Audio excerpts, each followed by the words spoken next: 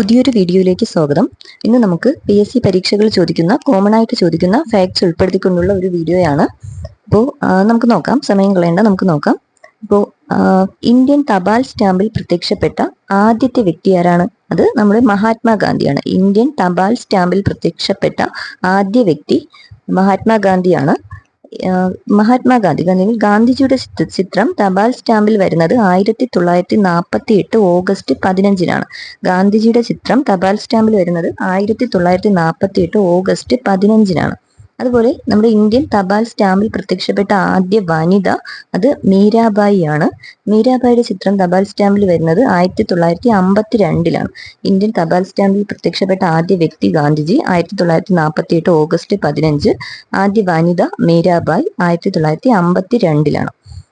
അതുപോലെ ഇന്ത്യയിലെ ആദ്യത്തെ സ്റ്റാമ്പാണ് സിന്ധ് ഡാക്ക്. ഇന്ത്യയിലെ ആദ്യത്തെ സ്റ്റാമ്പാണ് സിന്ധ് ഡാക്ക്. സിന്ധ് ഡാക്ക് പുറത്തിറങ്ങിയത് 1852-ലാണ്. ഇന്ത്യയിലെ ആദ്യത്തെ സ്റ്റാമ്പായ സിന്ധ് ഡാക്ക് പുറത്തിറങ്ങിയ വർഷം 1852-ആണ്. അതുപോലെ ലോകത്തിലെ ആദ്യത്തെ തപാൽ സ്റ്റാമ്പാണ് പെന്നി ബ്ലാക്ക്. ബ്രിട്ടന്റെയാണ്. 1840 പുറത്തിറങ്ങി പെന്നി ബ്ലാക്ക്. അപ്പോൾ അത് പെന്നി ബ്ലാക്ക് തപാൽ സ്റ്റാമ്പിൽ ആരുടെ ചിത്രമാണ്? വിക്ടോറിയ രാജ്ഞിയുടെ ചിത്രമാണ് അതിൽ ഉൾപ്പെടുത്തിയിരുന്നത്. ലോകത്തിലെ ആദ്യത്തെ തപാൽ സ്റ്റാമ്പ് പെന്നി ബ്ലാക്ക് 1840 പുറത്തിറങ്ങി, ബ്രിട്ടന്റെയാണ്. ഉൾപ്പെട്ടിരുന്ന ചിത്രം വിക്ടോറിയ രാജ്ഞിയുടെ ചിത്രമാണ് അതിൽ ഉണ്ടായിരുന്നത്. അടുത്തൊരു ഭാഗം നോക്കാം. ഇന്ത്യയിലെ ആദ്യത്തെ ജനറൽ പോസ്റ്റ് ഓഫീസ് സ്ഥാപിതമായത് കൊൽക്കത്തയിലാണ്.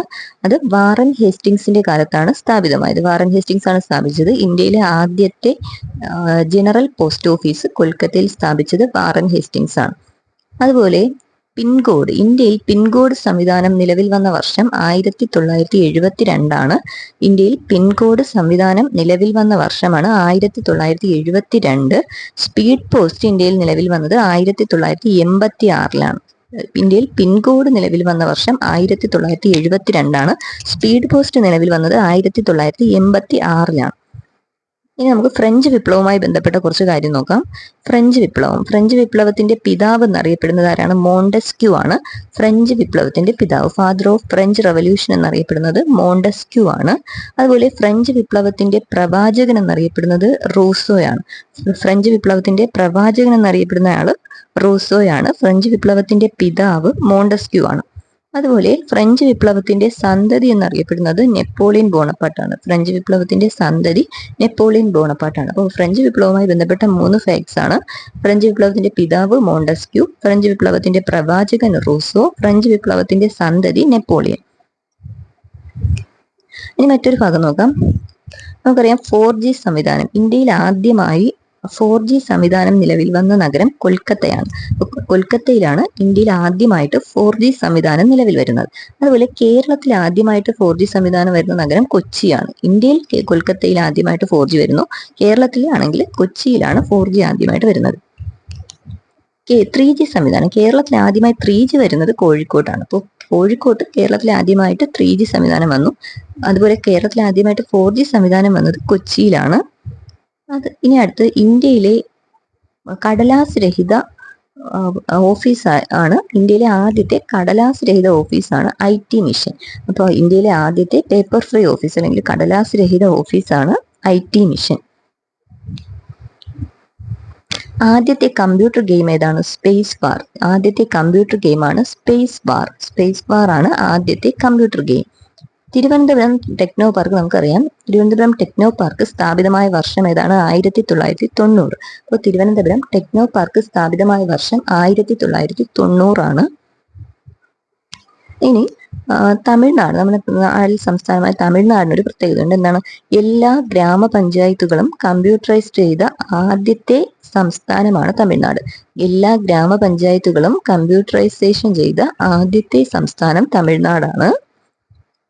ഇനി മറ്റൊരു ഫാക്ട്, GPS. നമുക്കറിയാം ഗ്ലോബൽ പൊസിഷനിങ് സിസ്റ്റം, GPS നമ്മൾ കേട്ടിട്ടുണ്ട്. GPS സംവിധാനം വികസിപ്പിച്ചത് എവിടെയാണ്? അമേരിക്കയിലാണ്. GPS വികസിപ്പിച്ചത് അമേരിക്കയിലാണ്. ഇനി മറ്റൊരു കാര്യം, ഈ വോട്ടേഴ്സ് ലിസ്റ്റ്. വോട്ടേഴ്സ് ലിസ്റ്റ് പൂർണ്ണമായും വോട്ടർ പട്ടിക പൂർണ്ണമായും കമ്പ്യൂട്ടറൈസ്ഡ് ചെയ്ത ആദ്യത്തെ സംസ്ഥാനം ഹരിയാനയാണ്. ഇന്ത്യയിൽ വോട്ടർ പട്ടിക പൂർണ്ണമായും കമ്പ്യൂട്ടറൈസ്ഡ് ചെയ്ത ആദ്യത്തെ സംസ്ഥാനമാണ് ഹരിയാന. അടുത്ത് നോക്കാം, വനാക്രൈ. വനാക്രൈ നമ്മൾ കേട്ടിട്ടുണ്ട്, അതൊരു സൈബർ അറ്റാക്ക് ആണ്, അടുത്തിടെ ലോകത്തുണ്ടായതാണ്. വനാക്രൈ സൈബർ ആക്രമണം ഉണ്ടായ വർഷം 2017 അപ്പോൾ 2017 ഉണ്ടായ ഒരു സൈബർ ആക്രമണമാണ് അല്ലെങ്കിൽ സൈബർ അറ്റാക്കാണ് വനാക്രൈ. ഇനി കേരളത്തിലെ ആദ്യത്തെ കമ്പ്യൂട്ടർ സാക്ഷരതാ ഗ്രാമപഞ്ചായത്താണ് ചമ്രവട്ടം. കേരളത്തിലെ ആദ്യത്തെ കമ്പ്യൂട്ടർ സാക്ഷരതാ ഗ്രാമപഞ്ചായത്താണ് ചമ്രവട്ടം. ചമ്രവട്ടമാണ് കേരളത്തിലെ ആദ്യത്തെ കമ്പ്യൂട്ടർ സാക്ഷരതാ ഗ്രാമപഞ്ചായത്ത്, ചമ്രവട്ടമാണ്. ഇന്ത്യയിലെ ആദ്യത്തെ ഇ പേയ്മെന്റ് ഗ്രാമപഞ്ചായത്ത് ഏതാണ്? മഞ്ചേശ്വരം. ഇന്ത്യയിലെ ആദ്യത്തെ ഇ പേയ്മെന്റ് ഗ്രാമപഞ്ചായത്താണ് മഞ്ചേശ്വരം. ഇന്ത്യയിലെ ആദ്യത്തെ ഇ പേയ്മെന്റ് ഗ്രാമപഞ്ചായത്ത് മഞ്ചേശ്വരമാണ്. ഇനി ഇന്ത്യയിലെ ആദ്യത്തെ ഇന്റർനെറ്റ് സർവീസ് പ്രൊവൈഡർ ആണ് സത്യം. ഇന്ത്യയിലെ ആദ്യത്തെ ഇന്റർനെറ്റ് സർവീസ് പ്രൊവൈഡർ ആരാണ്? സത്യം. സത്യം എന്ന ഒരു ടീമാണ് ഇന്ത്യയിലെ ആദ്യത്തെ ഇന്റർനെറ്റ് സർവീസ് പ്രൊവൈഡർ. ഇന്ത്യയിലെ ആദ്യത്തെ സൈബർ ഫോറൻസിക് ലാബ് സ്ഥാപിതമായത് എവിടെയാണ്? അഗർത്തലയിലാണ്. ഇന്ത്യയിലെ ആദ്യത്തെ സൈബർ ഫോറൻസിക് ലാബ് സ്ഥാപിതമായ സ്ഥലം ത്രിപുരയിലെ അഗർത്തലയിലാണ്. ഇന്ത്യയിലെ ആദ്യത്തെ സൈബർ ഫോറൻസിക് ലാബ്, ഇന്ത്യയിലെ ആദ്യത്തെ സൈബർ ഫോറൻസിക് ലാബ് സ്ഥാപിതമാവുന്നത് അഗർത്തലയിലാണ്. ഇന്ത്യയിലെ ആദ്യത്തെ സൈബർ പോസ്റ്റ് ഓഫീസ് ചെന്നൈയിലാണ്. ഇന്ത്യയിലെ ആദ്യത്തെ സൈബർ പോസ്റ്റ് ഓഫീസ് ചെന്നൈയിലാണ്. ഇന്ത്യയിലെ ആദ്യത്തെ സൈബർ കുറ്റവാളിയാണ് ആസിഫ് അസീം. ഇന്ത്യയിലെ ആദ്യത്തെ സൈബർ കുറ്റവാളിയാണ് ആസിഫ് അസീം. അതുപോലെ രജിസ്റ്റർ ചെയ്ത ആദ്യത്തെ സൈബർ കേസ് ആരുടെ പേരിലാണ്? Joseph Marie Jacquard. ഫ്രാൻസിലാണ്. ജോസഫ് മേരി ജാക്വാഡിന്റെ പേരിലാണ് രജിസ്റ്റർ ചെയ്ത ആദ്യത്തെ സൈബർ കേസ്. ഇന്ത്യയിലെ ആദ്യത്തെ സൈബർ കുറ്റവാളിയാണ് ആസിഫ് അസീം. സീഡാക്കിന്റെ ആസ്ഥാനം എവിടെയാണ്? പൂനെയിൽ. സീഡാക്കിന്റെ ആസ്ഥാനം പൂനെയാണ്. ഗൂഗിള്, നമുക്കറിയാം നമ്മുടെ ഗൂഗിളിന്റെ സ്ഥാപകർ ആരൊക്കെയാണ്? Larry Page, Sergey Brin. Larry Page, Sergey Brin, ഇവർ രണ്ടുപേരും ചേർന്നാണ് ഗൂഗിൾ സ്ഥാപിച്ചത്. Larry Page, Sergey Brin. അടുത്തത് മൈക്രോസോഫ്റ്റ് ആരാണ് സ്ഥാപിച്ചത്? ബിൽ ഗേറ്റ്സും പോൾ അലനും ചേർന്ന് സ്ഥാപിച്ചതാണ് Microsoft. 1975 Bill Gates, Paul Allen ഇവർ രണ്ടുപേരും ചേർന്ന് സ്ഥാപിച്ചതാണ് മൈക്രോസോഫ്റ്റ്. 1975 ആരൊക്കെ സ്ഥാപിച്ചു? Bill Gates, Paul Allen. ഇനി നമുക്കറിയാം ആപ്പിൾ കമ്പനിയുടെ സ്ഥാപകൻ സ്റ്റീവ് ജോബ്സ് ആണ് ആപ്പിൾ കമ്പനിയുടെ ആള്, സ്റ്റീവ് ജോബ്സ്. അടുത്ത വേറൊരു ഭാഗത്തേക്ക് നോക്കാം.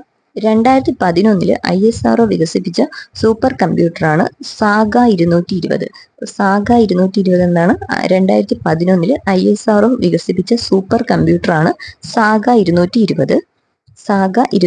ISROയുടെ സൂപ്പർ കമ്പ്യൂട്ടർ സാഗ 220. ലോക കമ്പ്യൂട്ടർ സാക്ഷരതാ ദിനം എന്നാണ് ഡിസംബർ 2. പ്രത്യേകത എന്താണ്? ലോക കമ്പ്യൂട്ടർ സാക്ഷരതാ ദിനം ഡിസംബർ 2, ലോക കമ്പ്യൂട്ടർ സാക്ഷരതാ ദിനം.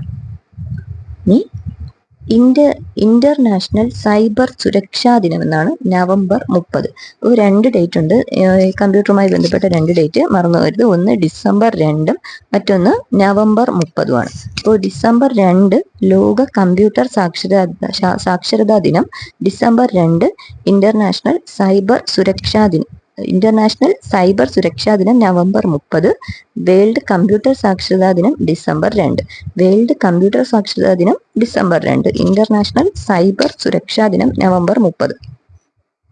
അടുത്ത് നമുക്കറിയാം ഹോട്ട്മെയിൽ എന്ന് പറയുന്നത് ആരാണ് സ്ഥാപിച്ചത്? ജിമെയിൽ പോലെ മറ്റൊരു മെയിലിംഗ് സംവിധാനമാണ് ഹോട്ട്മെയിൽ സ്ഥാപിച്ചത് സാബിർ ഫാട്ടിയയാണ് 1996.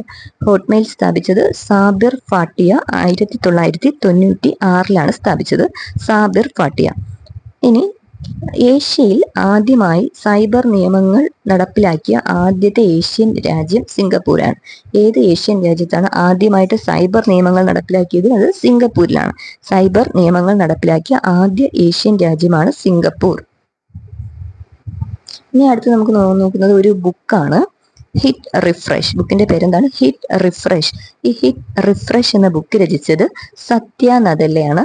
ഹിറ്റ് റിഫ്രഷ് എന്ന ബുക്കിന്റെ രചയിതാവാണ് സത്യ നദല്ല.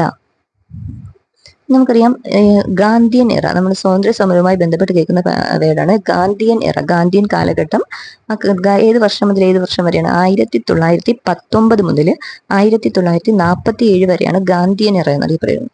ഗാന്ധിയൻ എറ 1919 മുതൽ 1947 വരെ. ഗാന്ധിയൻ എറ ഏത് വർഷം? 1919 മുതൽ 1947 വരെയാണ് ഗാന്ധിയൻ എറ. ഇനി ഒരു കണ്ടുപിടുത്തമാണ്, അതായത് നമ്മുടെ നീൽസ് ബോർ, ശാസ്ത്രജ്ഞൻ നീൽസ് ബോർ ആണ് എന്ത് കണ്ടെത്തിയത്? നമ്മുടെ ഈ ഇലക്ട്രോണുകൾ, ന്യൂക്ലിയസിന് ചുറ്റും ഇലക്ട്രോണുകളുടെ സഞ്ചാരം ഒരു ഷെല്ലുകളിലൂടെയാണെന്ന് കണ്ടെത്തിയ ശാസ്ത്രജ്ഞനാണ് നീൽസ് ബോർ. അപ്പോൾ ഇലക്ട്രോണുകളുടെ സഞ്ചാരം ഷെല്ലുകളിലൂടെയാണെന്ന് കണ്ടെത്തിയത് ആരാണ്? നീൽസ് ബോർ ആണ്. Niels Bohr. ഇനി പ്രകൃതി സ്നേഹികളുടെ ബൈബിൾ എന്നറിയപ്പെടുന്ന ബുക്കാണ് സൈലന്റ് സ്പ്രിംഗ്. പ്രകൃതി സ്നേഹികളുടെ ബൈബിൾ എന്നറിയപ്പെടുന്ന ബുക്ക് ഏതാണ്? Silent spring. ഇനി നമ്മുടെ കുട്ടനാടിന്റെ പ്രാചീനകാല പേര് കൊട്ടനോറ. കൊട്ടനോറ എന്ന് പ്രാചീന കാലത്ത് അറിയപ്പെട്ടിരുന്ന കേരളത്തിലെ പ്രദേശമാണ് കുട്ടനാട്. കൊട്ടനോറ എന്നറിയപ്പെട്ടിരുന്നത് കുട്ടനാടാണ്. ഇനി നമ്മുടെ പണ്ഡിറ്റ് കറുപ്പൻ രചിച്ച ഒരു കൃതിയാണ് മഹാസമാധി. മഹാസമാധി എന്ന കൃതി രചിച്ചത് പണ്ഡിറ്റ് കറുപ്പനാണ്. എന്താണ് കൃതിയുടെ പ്രത്യേകത? TK മാധവന്റെ മരണത്തിൽ അനുശോചിച്ചുകൊണ്ടാണ് പണ്ഡിറ്റ് കറുപ്പൻ ഈ മഹാസമാധി എന്ന കൃതി രചിച്ചത്. അപ്പൊ ചോദിക്കാം, TK മാധവന്റെ മരണത്തിൽ അനുശോചിച്ചുകൊണ്ട് പണ്ഡിറ്റ് കറുപ്പൻ രചിച്ച കൃതി ഏതാണ്? ഉത്തരം മഹാസമാധിയാണ്. മഹാസമാധി. അടുത്തത് വേറൊരു ബുക്ക് നോക്കാം. വൈക്കം സത്യാഗ്രഹവും ഗാന്ധിജിയും എന്ന ബുക്ക് രചിച്ചത് ഡോക്ടർ TK രവീന്ദ്രനാണ്. അപ്പോൾ വൈക്കം സത്യാഗ്രഹവും ഗാന്ധിജിയും എന്ന ബുക്കിന്റെ രചയിതാവാരാണ്? Doctor TK Raveendran. വൈക്കം സത്യാഗ്രഹവും ഗാന്ധിജിയും ഡോക്ടർ TK രവീന്ദ്രൻ. അതുപോലെ ശ്രീമതി എന്ന പേരിൽ ഒരു മാസിക പുറത്തിറങ്ങിയിട്ടുണ്ട്. ആദ്യകാല മാസികയാണ് ശ്രീമതി എന്ന പേരിൽ. അപ്പൊ ശ്രീമതി എന്ന മാസിക പുറത്തിറക്കിയതാരാണ്? അന്ന ചാണ്ടി. അന്ന ചാണ്ടിയാണ് ശ്രീമതി എന്ന മാസിക പുറത്തിറക്കിയത്. ഇനി നമ്മുടെ വള്ളത്തോൾ രചിച്ച ഒരു ആയുർവേദ ഗ്രന്ഥമാണ് വൈദ്യജീവനം. വൈദ്യജീവനം അതൊരു ആയുർവേദ ഗ്രന്ഥമാണ്. രചിച്ചത് വള്ളത്തോളാണ്. വള്ളത്തോൾ രചിച്ച ആയുർവേദ ഗ്രന്ഥമാണ് ഏത്? വൈദ്യജീവനം. ഇനി നമുക്ക് മറ്റൊരാളെ പരിചയപ്പെടാം. നീലകണ്ഠ തീർത്ഥപാദർ. ആരാണ് നീലകണ്ഠ തീർത്ഥപാദർ? ചട്ടമ്പി സ്വാമിയുടെ ഒരു പ്രമുഖനായ ഒരു ശിഷ്യനാണ് നീലകണ്ഠ തീർത്ഥപാദർ. ആരുടെ ശിഷ്യനാണ്? ചട്ടമ്പി സ്വാമിയുടെ ശിഷ്യനാണ് നീലകണ്ഠ തീർത്ഥപാദർ. ഇനി നോക്കാം. ഇപ്പോൾ ഇന്ത്യൻ നാഷണൽ കോൺഗ്രസിന്റെ അല്ലെങ്കിൽ INC-യുടെ ത്രിപുരി സമ്മേളനം നടന്ന വർഷം 1939. അപ്പോൾ INC ത്രിപുരി സമ്മേളനം 1939 INC-യുടെ ത്രിപുരി സമ്മേളനത്തിൽ നമ്മുടെ കേരളത്തെ പ്രതിനിധീകരിച്ചുകൊണ്ട് ഒരു പ്രമുഖ വ്യക്തി പങ്കെടുത്തു. അതാരാണ്? SK പൊറ്റക്കാടാണ്. INC-യുടെ ത്രിപുരി സമ്മേളനത്തിൽ കേരളത്തെ പ്രതിനിധീകരിച്ചുകൊണ്ട് പങ്കെടുത്തത് SK പൊറ്റക്കാടാണ്. ഇനി ബ്രഹ്മർഷി ശ്രീനാരായണ ഗുരു എന്ന കൃതി രചിച്ചത് T ഭാസ്കരനാണ്. ആരാണ് ബ്രഹ്മർഷി ശ്രീനാരായണ ഗുരു എന്ന കൃതി രചിച്ചത്? T ഭാസ്കരൻ. ബ്രഹ്മർഷി ശ്രീനാരായണ ഗുരു എന്ന കൃതി രചിച്ചത് T ഭാസ്കരനാണ്. ഇനി നമുക്ക് നോക്കാം. തിരുവിതാംകൂറിലെ കർഷകരുടെ മാഗ്ന കാർട്ട എന്നറിയപ്പെടുന്നത് 1865 പണ്ടാരപ്പാട്ട വിളംബരം. 1865 പണ്ടാരപ്പാട്ട വിളംബരമാണ് തിരുവിതാംകൂറിലെ കർഷകരുടെ മാഗ്ന കാർട്ട എന്നറിയപ്പെടുന്നത്. അതുപോലെ കേരളത്തിലെ കർഷക തൊഴിലാളികളുടെ മാഗ്ന കാർട്ട എന്നറിയപ്പെടുന്നത് 1974 കേരള കർഷക തൊഴിലാളി നിയമമാണ്. കേരളത്തിലെ കർഷക തൊഴിലാളികളുടെ മാഗ്ന കാർട്ട എന്നറിയപ്പെടുന്നത് 1974 കേരള കർഷക തൊഴിലാളി നിയമം. തിരുവിതാംകൂറിലെ കർഷകരുടെ മാഗ്ന കാർട്ട എന്നറിയപ്പെടുന്നത് 1865 പണ്ടാരപ്പാട്ടം വിളംബരം. മാറിപ്പോകരുത്. ഇനി ഒരു കവിതയാണ് പരിവർത്തനം. പരിവർത്തനം എന്ന കവിത രചിച്ചതാരാണ്? ആശാൻ. കുമാരനാശാന്റെ കവിതയാണ് പരിവർത്തനം. പരിവർത്തനം എന്ന കവിത രചിച്ചത് കുമാരനാശാനാണ്. ഇത് സഹോദരൻ അയ്യപ്പനെ കുറിച്ചുള്ള കുമാരനാശാന്റെ കവിതയാണ് പരിവർത്തനം. അപ്പോൾ സഹോദരൻ അയ്യപ്പനെ കുറിച്ച് കുമാരനാശാൻ രചിച്ച കവിതയാണ് പരിവർത്തനം. അതുപോലെ കുമാരനാശാൻ രചിച്ച മറ്റൊരു കൃതിയുണ്ട് പ്രരോദനം. അത് AR രാജരാജവർമ്മയുടെ മരണത്തിൽ അനുശോചിച്ചുകൊണ്ട് കുമാരനാശാൻ രചിച്ച കൃതിയാണ് പ്രരോദനം. AR രാജരാജവർമ്മയുടെ മരണത്തിൽ അനുശോചിച്ചുകൊണ്ട് കുമാരനാശാൻ രചിച്ച കൃതി ഏതാണ്? പ്രരോദനം. സഹോദരൻ അയ്യപ്പനെ കുറിച്ച് കുമാരനാശാൻ രചിച്ച കൃതിയാണ് പരിവർത്തനം. ഇനി NSS നമ്മൾ കേട്ടിട്ടുണ്ട്, നായർ സർവീസ് സൊസൈറ്റി. അത് സ്ഥാപിതമാവുന്നത് 1914 ഒക്ടോബർ 31-നാണ്. NSS നായർ സർവീസ് സൊസൈറ്റി സ്ഥാപിതമാവുന്നത് 1914 ഒക്ടോബർ 31-നാണ്. ഇനി നമ്മൾ ടാഗോർ ശ്രീനാരായണ ഗുരുവിനെ സന്ദർശിച്ചിട്ടുണ്ട്. വർക്കലയിലെത്തി ടാഗോർ ശ്രീനാരായണ ഗുരുവിനെ വർക്കലയിലെത്തി സന്ദർശിച്ച വർഷം 1922-ആണ്.